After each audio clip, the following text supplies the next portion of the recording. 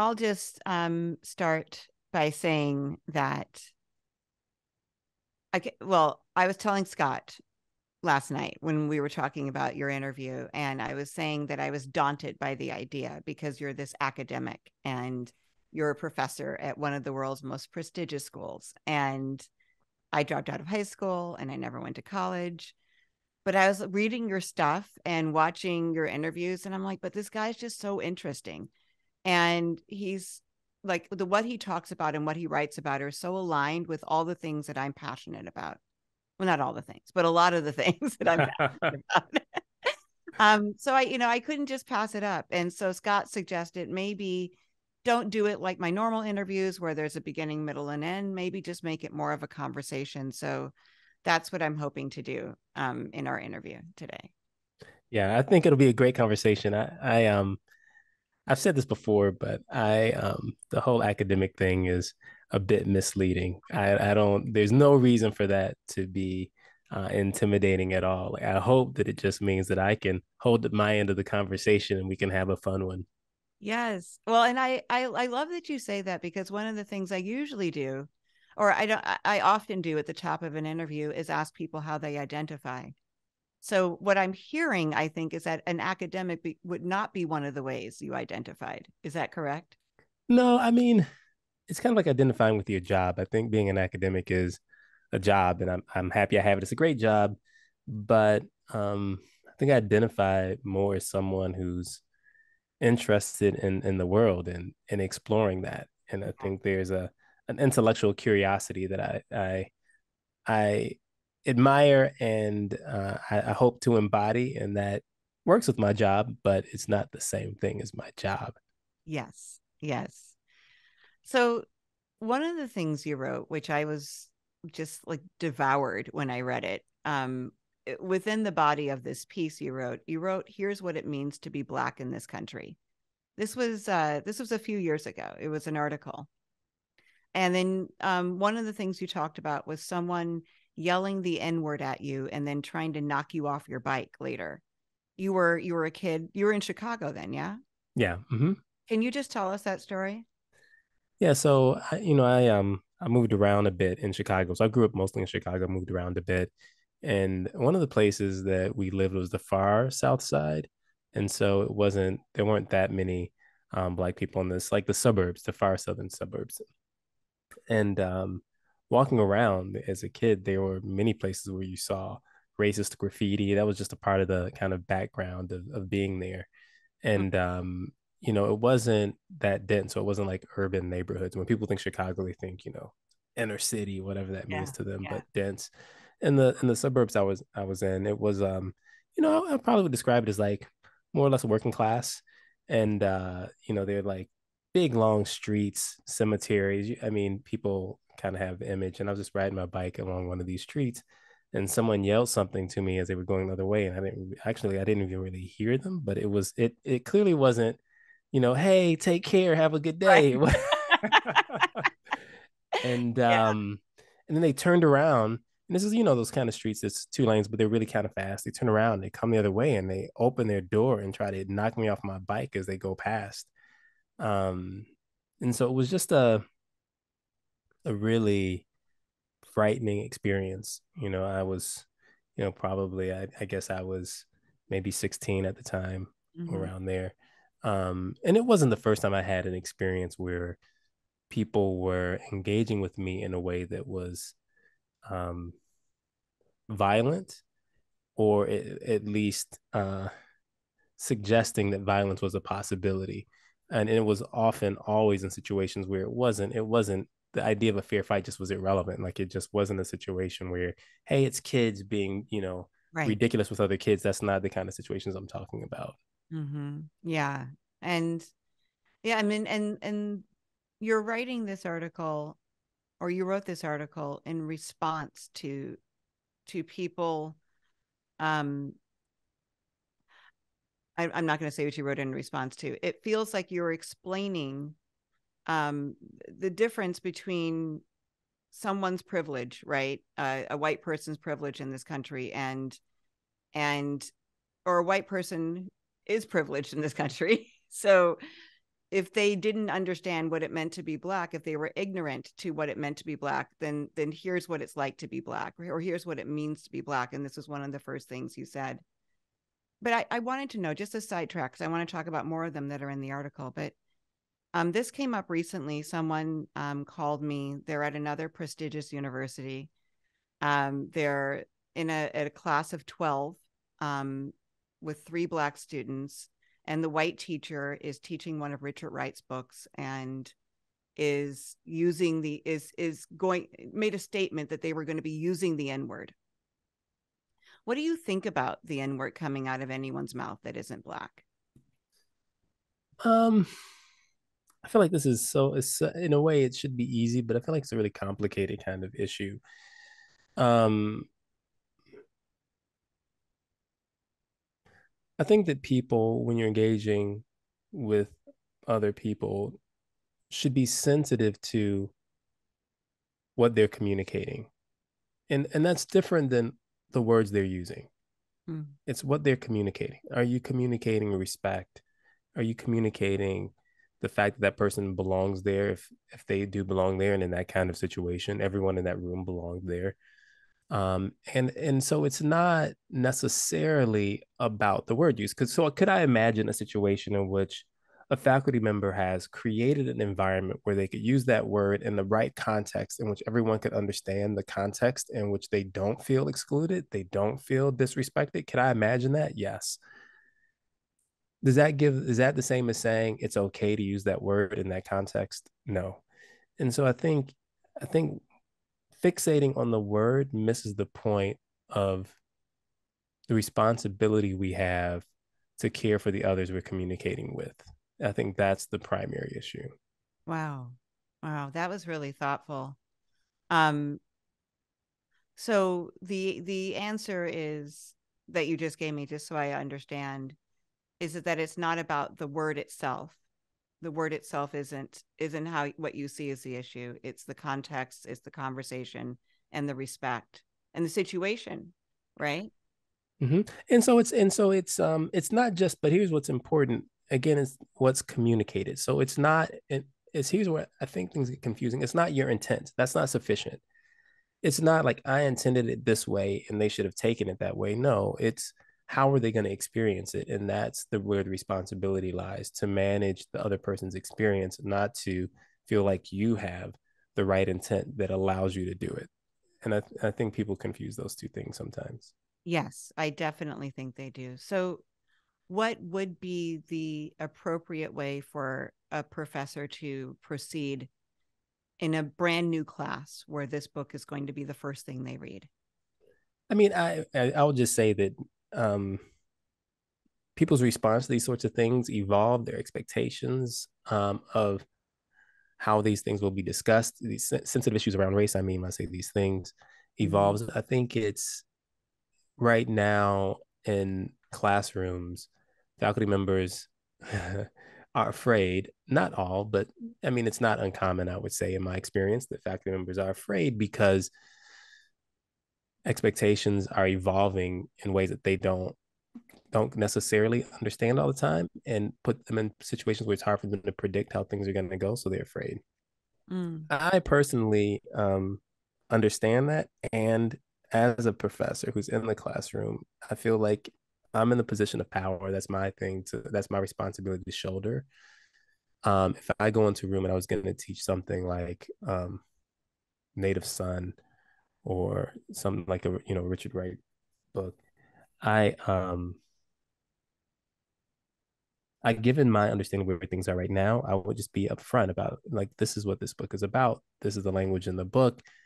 It's one thing if we for whatever reason are reading the book in class and somebody just reading verbatim what's in the book. That's a different thing than bringing this word up outside of that context. Those are different things and I think in a classroom, it's my responsibility to create an environment where people can learn. But at the same time, the students have to be in a place where they are willing to engage with each other in a meaningful way. Yeah. And if we're going to read a book like that and everyone understands that that's what we're doing, there is some context on the other side, and there may be some discomfort. And I would say, um, that's okay. Like I'm not someone who says like everyone should be completely comfortable in every situation, but everyone should feel respected Yeah.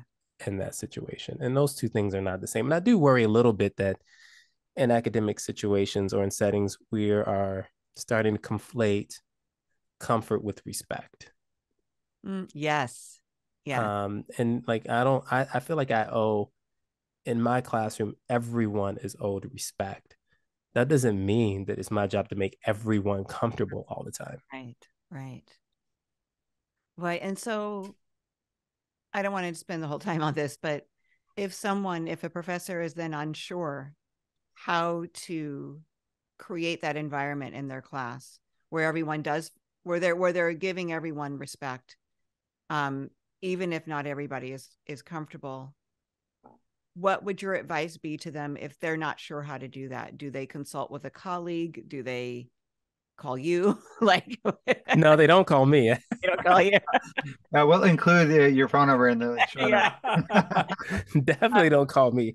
Um, it's a good question. One, I do think it's reasonable to be conservative on this. So if you're unsure, then you should lean towards respect, right? If you're like, because there's not going to be a clear line, there's not going to be a bright line between, is this an issue of comfort or is this an issue of respect? Like, I get that. And so if I would tell people to lean toward respect, Mm-hmm. um, I think trying to be upfront and demonstrate early on your respect might give you the social capital to move to move into areas of discomfort. Like Mm. if I show up with you and we build a rapport and I demonstrate that I understand your position, I demonstrate that it's a concern to me and I care about it, then I should build up some degree of capital that allows me to then say things that might make you a little uncomfortable. Sure. Again, it's and just to be clear, there are going to be missteps. Mm-hmm. Um, and I'm someone who thinks that we should allow people the possibility of redemption if they make a misstep in good faith. So Mm. I do worry a little bit that we've gone so far where people are irredeemable Yeah. when they've made maybe they've made a misstep or it's been perceived that way. And I think there should be more nuance about how we think and engage around these issues. Yes. I don't think that I mentioned in your intro that you have a new book, which we're going to talk about, but it's called Selfless, right? Mm. You have those two words split like in the graphic. Yes. So I just wanted to make sure that our listeners understand that this book, when's the book out?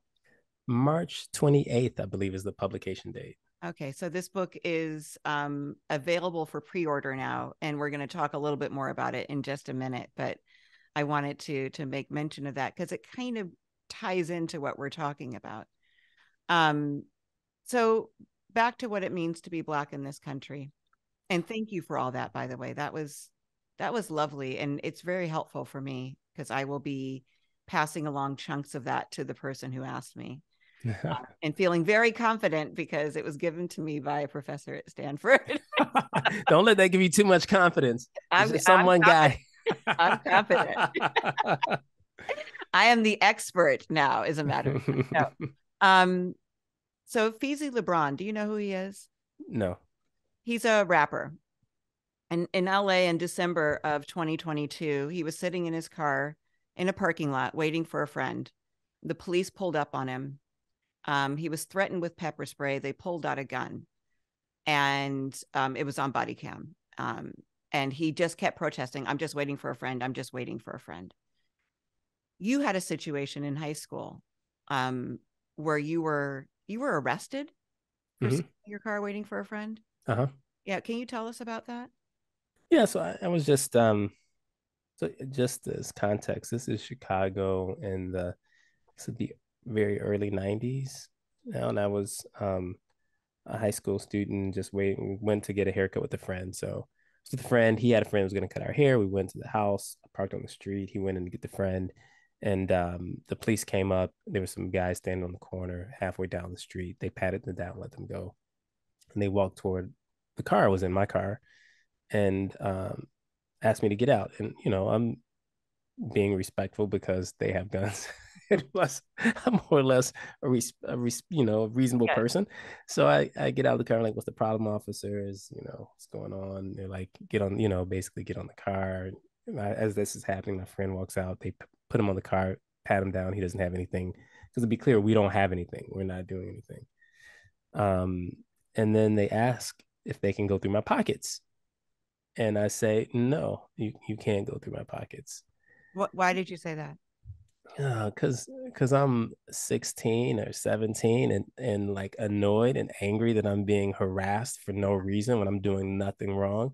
Yes. Um, and I'm pretty confident. They asked me, it's my right to say no. If they didn't need to ask me, they'd have just done it. They already Right. already pushed me on the car. So I say no, and they say, well, if you don't let us search your pockets, we're taking you in, we're arresting you. I was like, I guess you're gonna have to take me in. Mm. And so they arrest me and put me in the back of the car, and there it is. I'm arrested. It's what's the thing about that story that now still pisses me off is not just the arrest. That's yeah, that was really aggravating.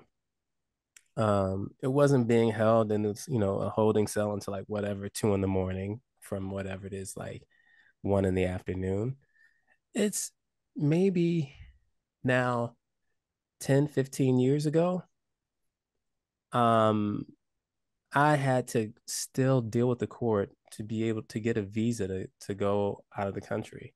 Yes. And I could do that. I have the resources to do that, thankfully.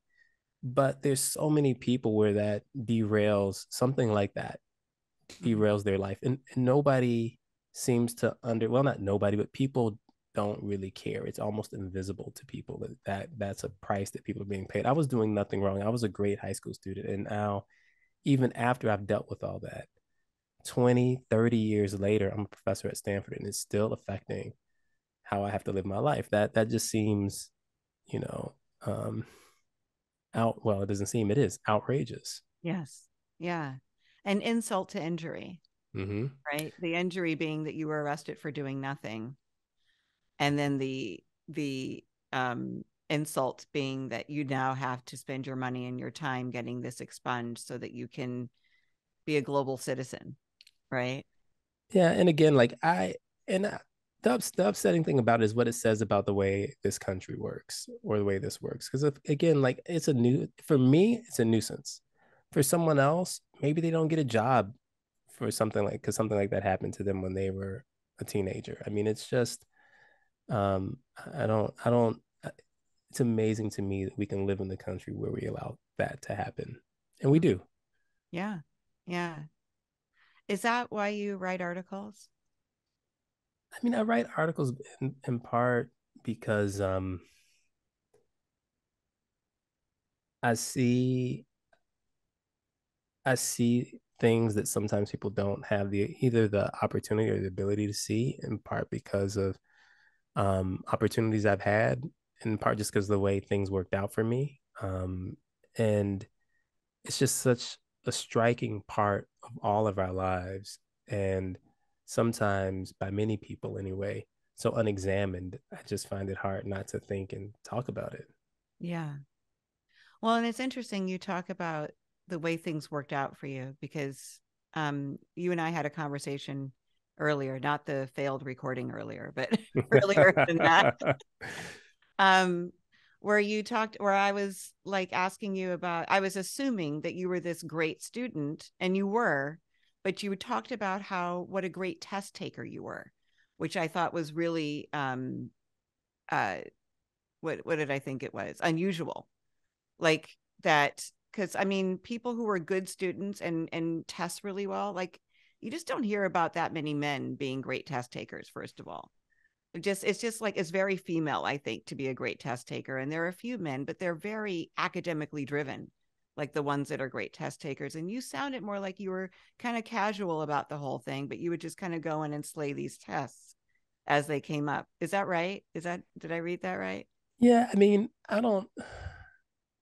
I think I was a good student mostly out of stubbornness and arrogance, not out of like academic desire. I didn't like school. No, I was not a big fan of school. I didn't enjoy it.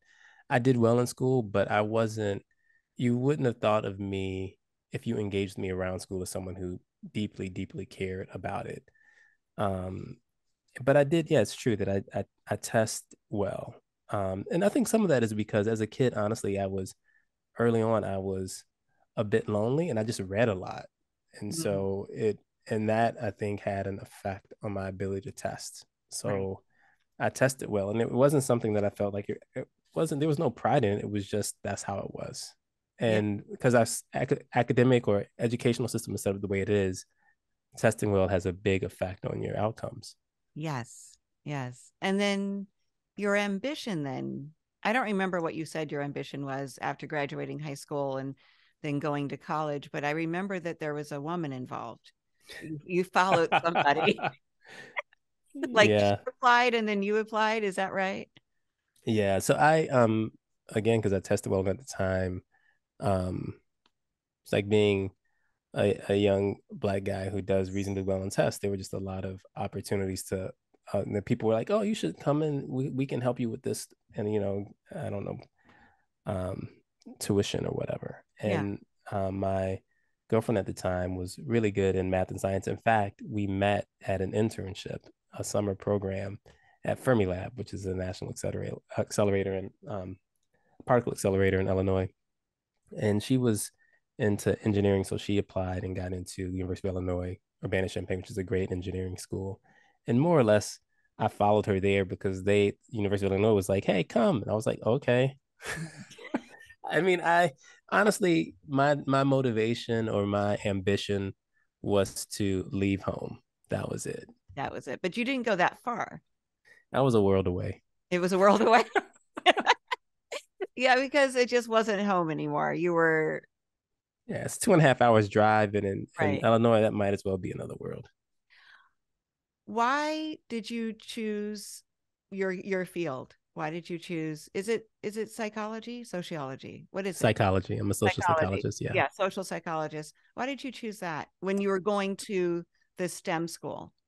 Um, so also when I was there, I was accepted into another program by an engineering company, and that program included an internship every summer. So they guaranteed an internship every summer, and additional scholarship funds and a guaranteed job when you finished if you wanted it. So you could still apply to other jobs, but they guaranteed you a job if you graduated with like a B average. Pretty sweet. Yeah, it was nice. Yeah. So my first summer, I went to the internship, and the hardest thing about it was staying awake. And I decided I can't live like this. I can't do it. And so I tried to stay with it for another quarter. I left engineering, and I went into psychology because I've always been interested in making sense of like how people live and how people are treated and why we behave the way we do. So I ended up in psychology just because I had taken a number of electives and I was interested in it. That was it. That's Yeah. how I ended up in psychology. Yeah. During a college recruiting visit to a PhD program at Stanford, you were staying at someone's house, right? Or staying in a friend's home. And again, the police are called in, right? Or the police arrive while you're there. Tell me what happens. So basically what happened was I was visiting after being accepted at Stanford, and someone, actually a PhD student who was already in the program wasn't going to be in their home. So they said, hey, you can stay in my place for the visit. That's basically how it happened. And and Palo Alto, there's these homes, and they have sometimes cabins or like cottages in the back. So it was a cottage in the back. And so I was walking to the cottage, and someone didn't recognize me and called the police. And what's funny about that is I think of the things that I've experienced, I was like, yeah, it's normal. That's just, I mean, that wasn't even, that really barely rises to the level of something to think and talk about. The police, when they came, were polite, was fine. Um, in some ways, I get it, and that's what's sad about it. Does that Yeah. make sense? Right? Like, there was nothing shocking about that to me. I'd experienced much worse prior to that experience. Um, and I think I just didn't belong. Right. Mm, That's how I was seen. I just didn't belong. I mean, and honestly, be more charitable. It could have been somebody who felt like they knew who was in that house and they didn't recognize me, and the person didn't tell their neighbors. Who knows what happened. But hearing a Black guy getting approached by the police, and independent of why, that changes things. Yes. Yes. Tell me then, I want to talk to you about, or I want you to talk to me about privilege, white privilege, but just privilege. Because I don't know if people, that word is used so often now, and I don't know if people really understand what it is. And so, like, to me, that's a clear illustration. I absolutely do not think the police would have been called if you had been white. So you are a PhD candidate, at Stanford, for a visit. They're recruiting you, and the police get called because you're Black, basically. So can you talk to me about that, and what it is, and then how your experience with white people having this explained to them? Yeah. So when I talk about privilege, because that's something I've done quite a bit of research on. Yes. What I really mean by white privilege is the benefits that a white person enjoys or accrues simply as a function of how people perceive their race. Like that's all there is. And so the confusion or the discomfort with the term, I think, stems from a misunderstanding. Well, I don't, maybe not just a misunderstanding, but partially from a misunderstanding anyway. The claim is not that every white person has a perfect life, or if you're white, you don't have any problems like that. That's never been the point. The point really is all else equal. So if I were a white guy in my position, what would be the differences in terms of my life experience as a white person as me and my life experience as a Black person as me? Mm-hmm. Like that's the difference. Like if I were homeless, I'd much rather be white and homeless than Black and homeless. Of course, I don't want to be homeless though. Does that make sense? Like being homeless and white is terrible. Being without a home and being a white person is terrible. So it's being white doesn't protect you from life's hardships. Like people you love are gonna get sick. You're gonna have illness. There are gonna be bad things that happen to you. So it's not a denial of any of that. It's also not a denial that people could work hard and really strive to succeed and in some sense have earned whatever that means. We could talk about that if you want, their success.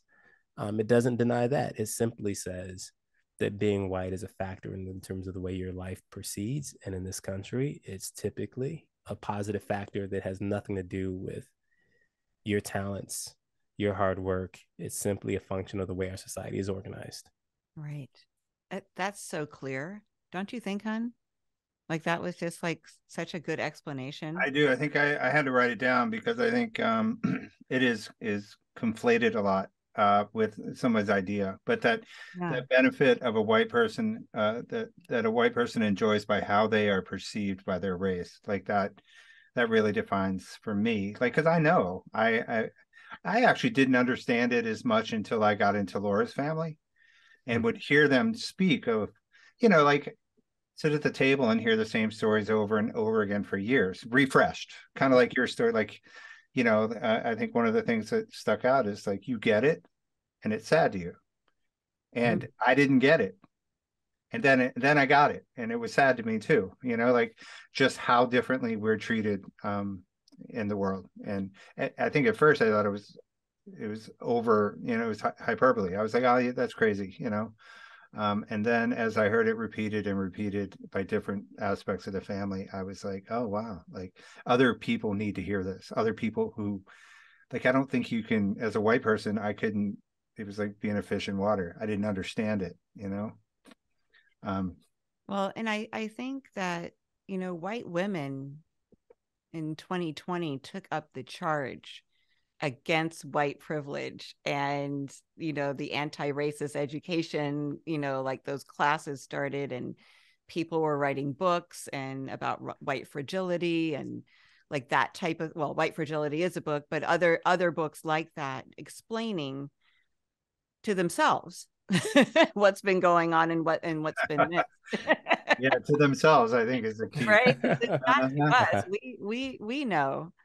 I was wondering, Brian, if you could talk a little bit about you write about this somewhere, I can't remember where it is, but the cost of being yourself for marginalized people anywhere, but specifically in the workplace. Yeah, I mean, there's all kinds of ways to think about that, but um, I don't, I don't. People say like I'm just gonna bring my whole person to work. I don't. I'm not sure I know exactly what that means. um, maybe other people do like, and that's great for them. But I think there's a reality of um people making sense of the world with the groups and beliefs that are available to them in their society. And you can decide to opt out. You can say, like, if I can't be who I am, I'm not going to participate. I think you can do that. I think that's there are people who are able to do that.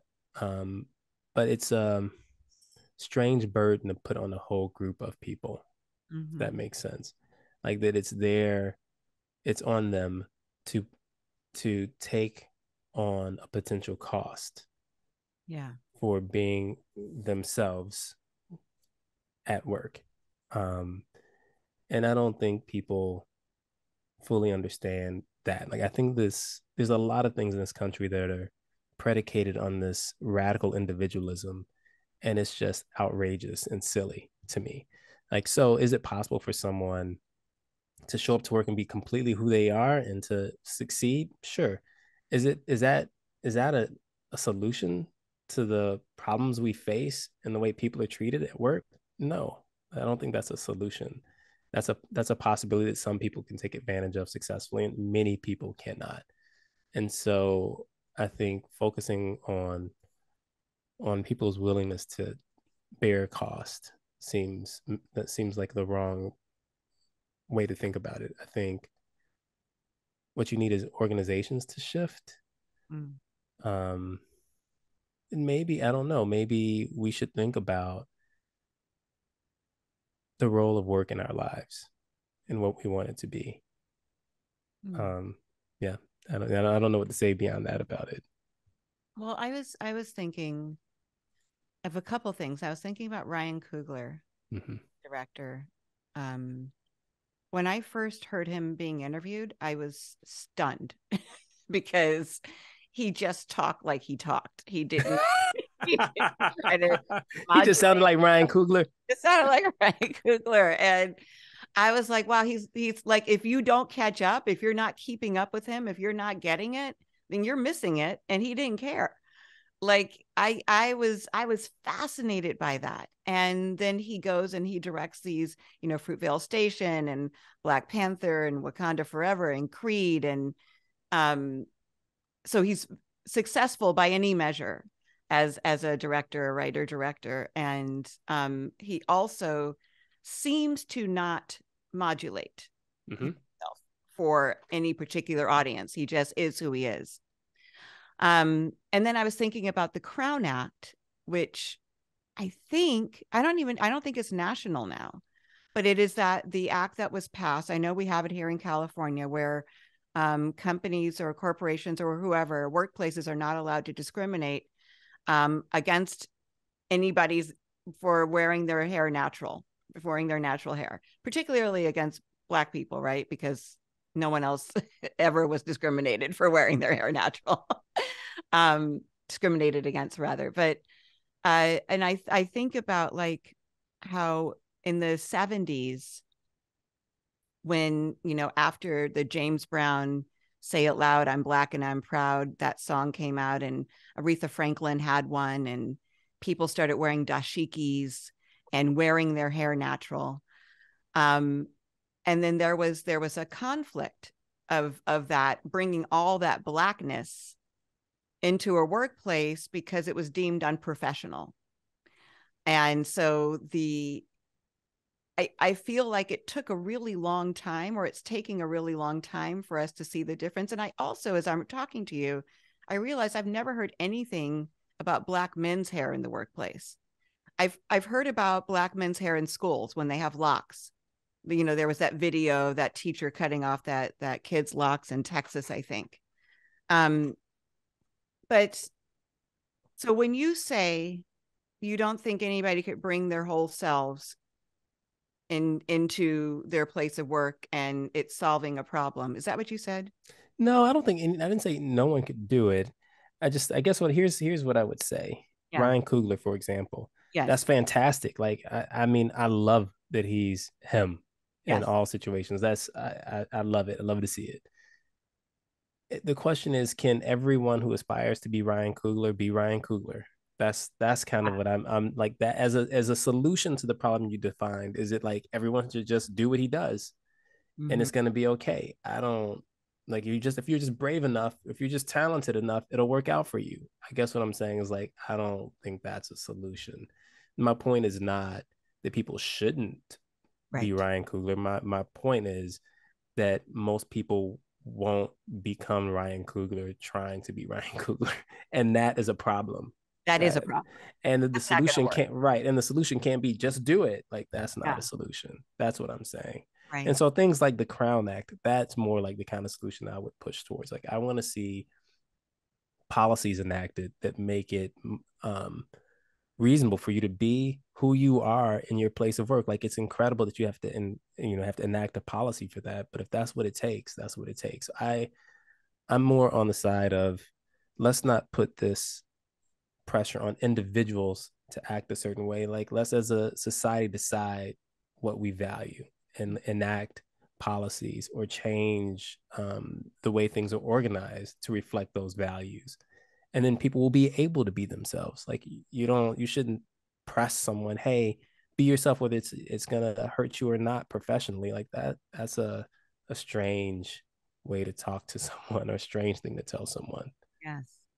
Yeah. Thank you for that. I completely agree. And, oh, so yeah, now I want to talk more about that, but we're not going to. We're going to talk about your new book. So Selfless Selfless launches on March 28th. I'm just going to read here for a second, okay? Because so so on the cover, like I said, you break the word self and less apart, which I thought was really clever. This is the description that I have. Selfless, Lowery persuasively breaks down common assumptions and beliefs. His insights are humbling. Despite what many may think, we aren't islands unto ourselves. We are created by the many hands that touch us. We don't just exist in communities, we are created and shaped by them.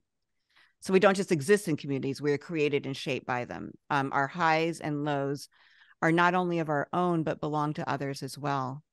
By recognizing that we are products of relationships, from fleeting transactions to deep associations, we shatter the myth of individualism and free ourselves to make our lives and the world accordingly. I also had in my notes, I think you said this. If you didn't say it, I did. I think you said it. When there's no memory of you, the self is dead. Did you say that? Yeah, I said Okay, that. good. Yeah. All right. So can you talk about your book for these last few minutes? Sure.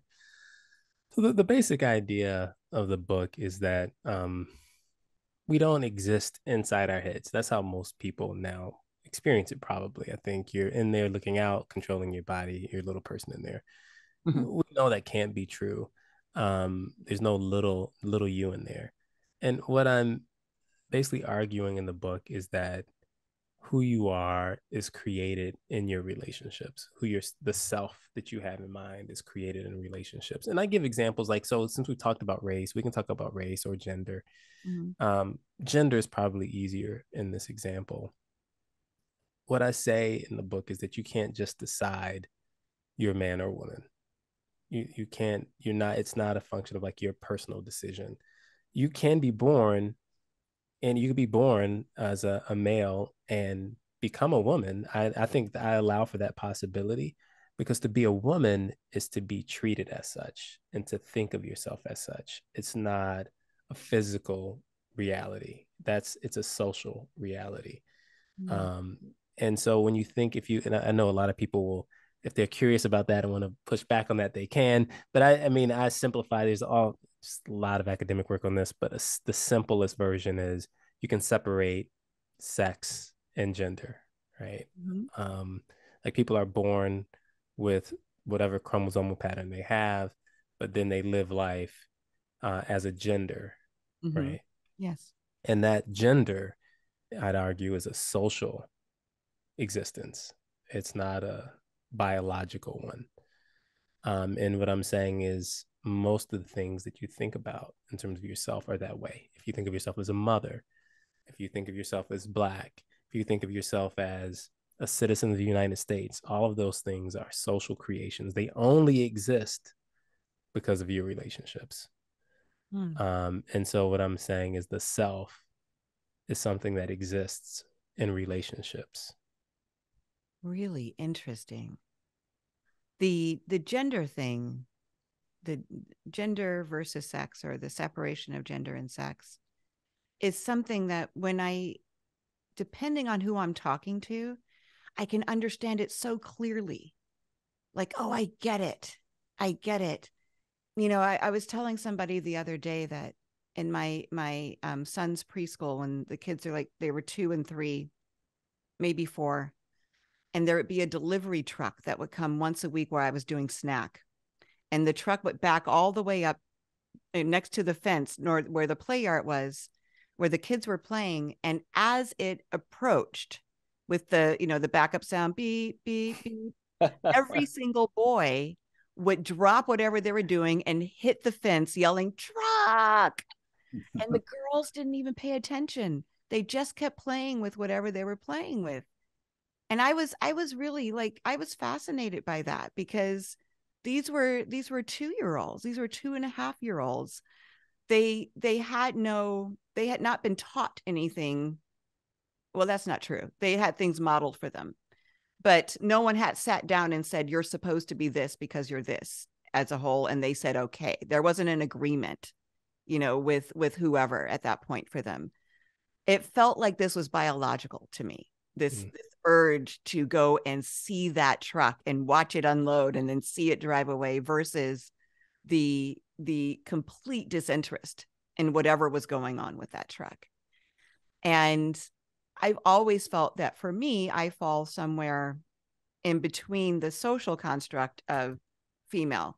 Like, I feel very feminine in some ways. There are a lot of things that I identify as feminine, that, like, shopping, I hate. I hate spa days. I hate showers, like baby showers, bachelorette. I would rather do anything than go to one of those. And so that feels more male to me if we're given an either or. So in that way, I can kind of understand it. But I really like the way you just explained it, because I am Black in relation to the world. Unto myself, I wouldn't identify that way, because I wouldn't have anything reflected back to me. I'm a citizen of the United States because this is where I live and this is what's been reflected back to me. I'm a mom because of my sons, and that is the relationship that makes me a mother. So I totally get that. I love that.